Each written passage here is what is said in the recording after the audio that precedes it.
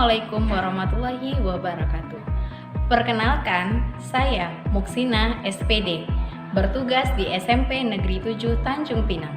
Sekaligus, saya merupakan mahasiswi PPG dalam jabatan kategori 2 tahun 2022 di LPTK Universitas Negeri Malang, Sekolah Pasca Sarjana. Saya telah menyelesaikan PPL aksi ketiga saya pada materi zat aditif dan adiktif pada kelas 8, 9 SMP Negeri 7 Tanjung Pinang.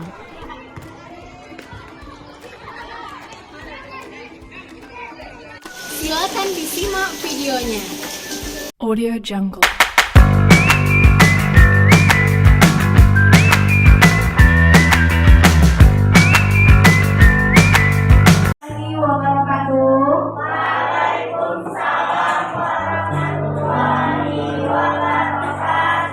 Kita lanjutkan pelajaran kita tentang zat aditif. Nah, apa kabar anak-anak ibu semua hari ini? Alhamdulillah, luar biasa. Allahu Akbar. Yes. Yang hadir hari ini siapa? Sekretaris? Oh, ada semua. Alhamdulillah. Pelajaran IPA. Kita buat kesepakatan kelas dulu ya. Nah, yang pertama, cek sampah yang ada di sekitarmu dan rapikan meja supaya kita nyaman juga dalam belajar.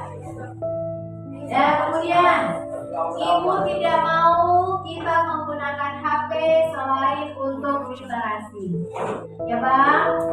Ya, gunakan hanya HP untuk literasi saja. Kemudian mengikuti pembelajaran dengan tertib dan disiplin. Oke, sepakat? Nah, berdoa terlebih dahulu. Silakan ketua kelas Aisyah pimpin doa. Bersiap. Kita mulai pelajaran.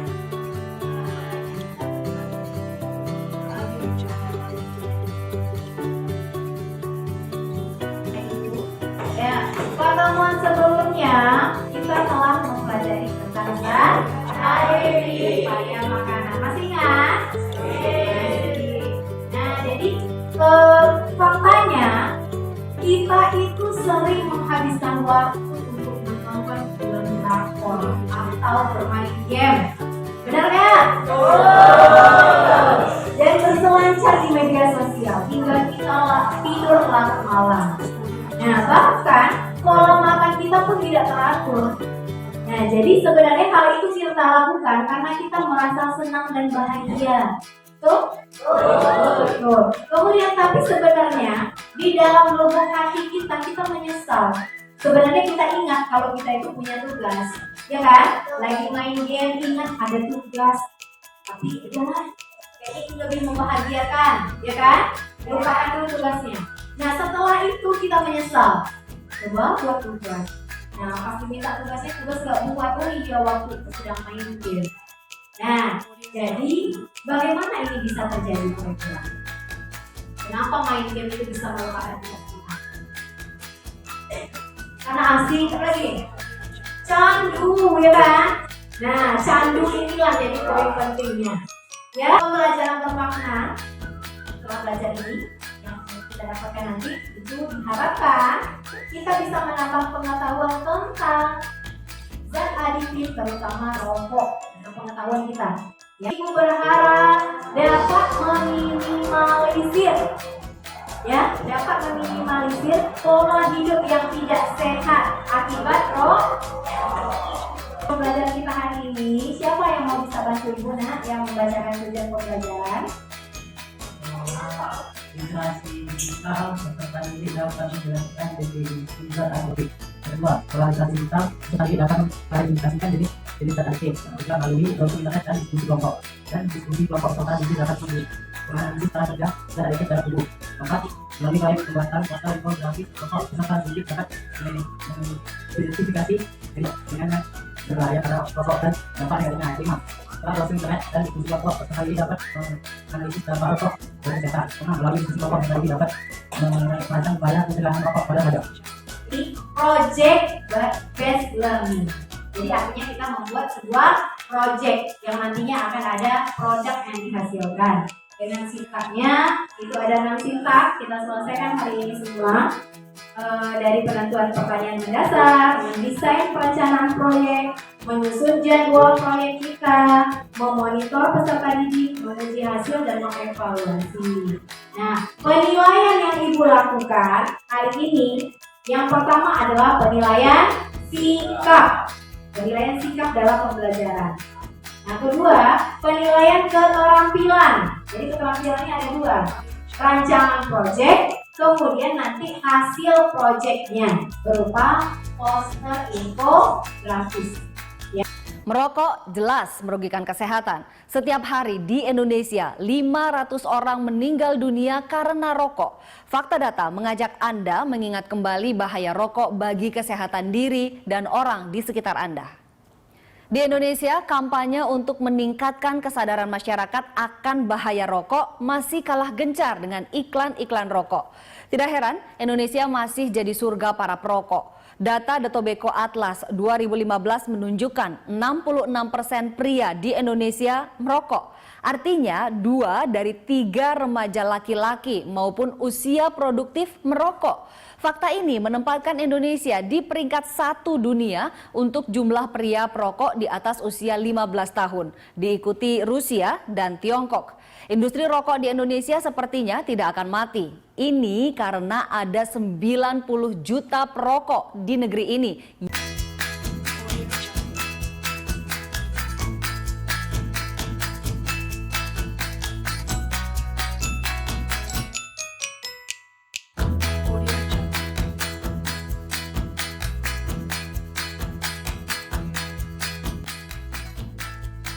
Fakta-faktanya mencengangkan, ya kan? Jadi ini permasalahan. Apa kira-kira masalah yang bisa kalian berikan? Siapa yang bisa memberikan pertanyaan tentang video tadi? Mengapa rokok bisa diperjualbelikan walaupun itu berbahaya? Ya, oke, sip. Bagus pertanyaannya. Ada lagi?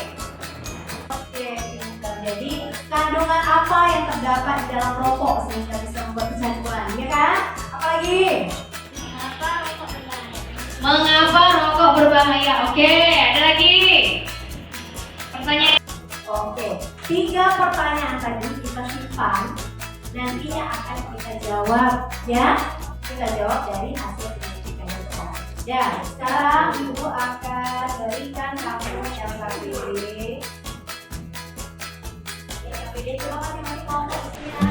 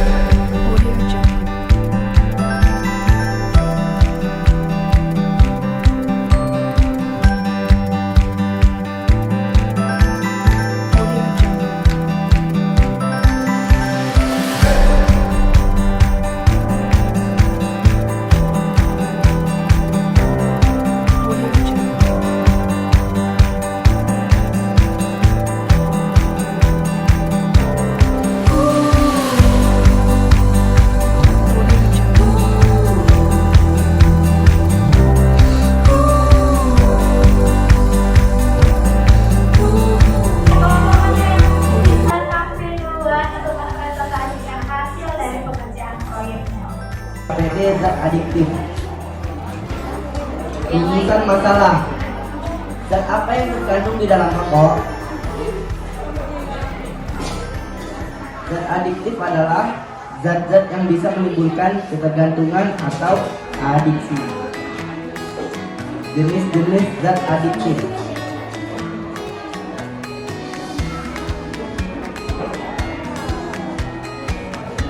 Zat psikoaktif.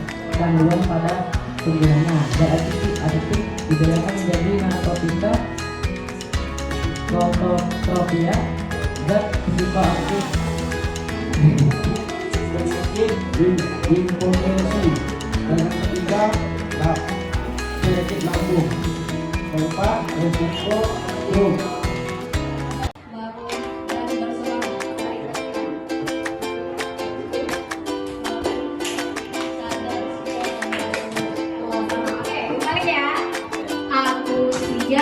sadar, bangun dan bersemangat. Aku siap bangun, sadar dan bersemangat. Aku bangun siap, sadar dan bersemangat. Oke, masih ada yang belum lupa ya. Oke, lagi. Aku siap, sadar, bangun dan bersemangat. Aku siap bangun, sadar dan bersemangat. Oke, mulai bapak. Oke, tepuk tangan buat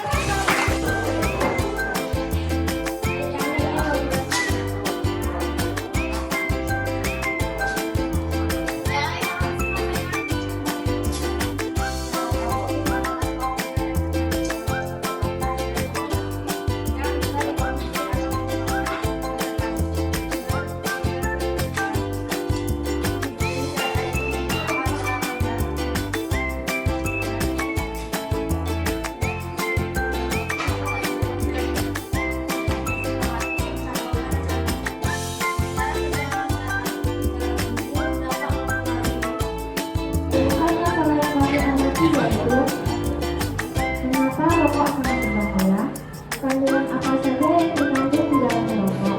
Dan mengapa rokok masih bisa dijual di masyarakat? Zat adiktif adalah suatu zat yang dikandung dalam obat-obatan dan bahan aktif yang bila konsumsi akan menyebabkan ketergantungan. Jenis-jenis zat adiktif adalah 1. Zat psikoaktif, 2. Narkoba, dan yang ketiga yaitu narkotika. Cara kerja zat adiktif dalam tubuh yaitu penggunaan zat adiktif adalah penggunaan obat psikoaktif untuk mengubah keadaan saraf untuk kenyamanan dengan mengubah persepsi, perasaan, dan emosi penggunanya. Dampak rokok bagi kesehatan yaitu asap rokok tersebut terhirup dan masuk ke dalam paru-paru sehingga menyebabkan orang-orang mengalami radang, bronkitis, dan pneumonia. Upaya pencegahan rokok bagi remaja yaitu 1. Zat psikoaktif, 2. Narkoba, 3. Narkotika. Cara kerja zat adiktif dalam tubuh. Zat ini berpengaruh terhadap sintesis dari saraf, bisa juga disalahgunakan atau dikonsumsi dalam jumlah besar dan dapat menimbulkan dampak. Dampak rokok bagi kesehatan menyebabkan paru-paru mengalami radang, bronkitis, pneumonia. Kalian ya, poster dari beberapa kelompok dan semuanya nilainya pokoknya di atas 80 ya kan? Ya. Bagus semua.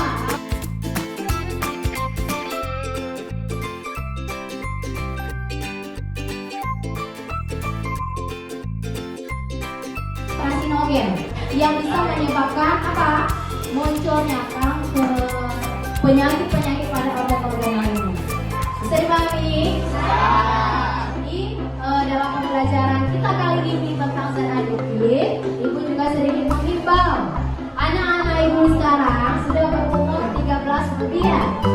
Sudah 14 ya? Ya, jadi masa-masa di mana ingin mencoba-coba. Jadi dengan belajar ini kita sudah tahu dampak-dampak negatifnya bisa mengakibatkan kematian ya, yang paling fatal. Nah, mari sama-sama kita hindari. Jadi paham dan tahu tentang zat adiktif dan bahaya rokok bagi remaja. Kita akan mengadakan penilaian harian. Oke, penilaian harian tentang zat adiktif dan adiktif. Kamu sudah siap-siap? Oke? Ya, itu saja. Meski ditutup. Sebelum ditutup silakan kelas pimpin doa terlebih dahulu. Berdoa selesai.